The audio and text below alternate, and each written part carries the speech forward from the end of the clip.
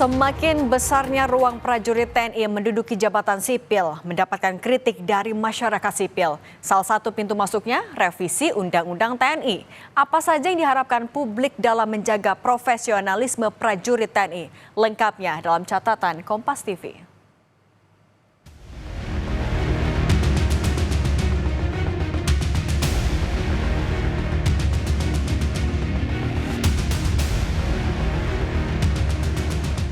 Menuju 3 dekade reformasi, semakin besarnya ruang prajurit TNI menduduki jabatan sipil menjadi sorotan. Salah satu pintu masuknya revisi Undang-Undang TNI.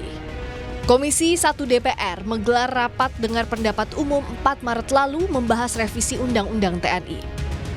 Peneliti imparsial Al-Araf mengkritisi setidaknya ada 2.500 prajurit TNI aktif menduduki sejumlah jabatan sipil pada 2023 yang dinilai dapat merusak sistem ketatanegaraan.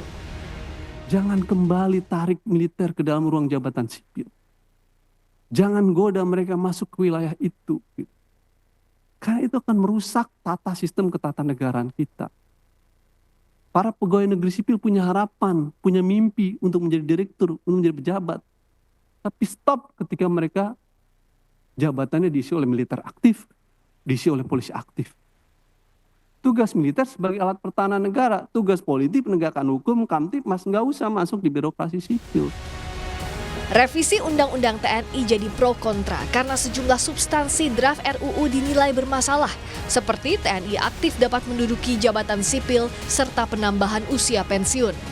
Sementara Panglima TNI Jenderal Agus Subianto bilang, rencana revisi Undang-Undang TNI yang memberi wewenang TNI aktif menduduki jabatan sipil semata untuk membantu program pemerintah.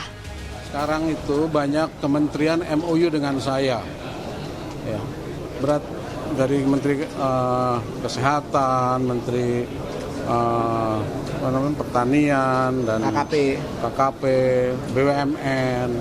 Nah dari situ kan bisa dilihat bahwa kementerian itu membutuhkan, di situ ada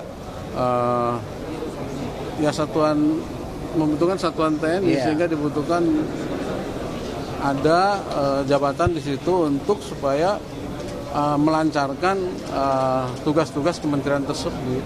Kita tuh berpikirnya kita untuk kemajuan NKRI ya, untuk situ aja, untuk membantu program-program pemerintah, bukan untuk yang lain. Ya. Dalam Undang-Undang TNI Nomor 34 Tahun 2004 yang berlaku saat ini, prajurit TNI yang ingin mengisi jabatan sipil harus mengundurkan diri atau pensiun dari keprajuritan.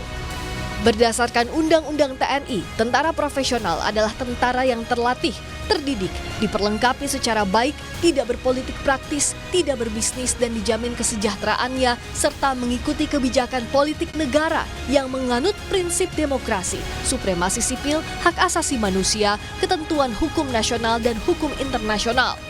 Tim Liputan, Kompas TV.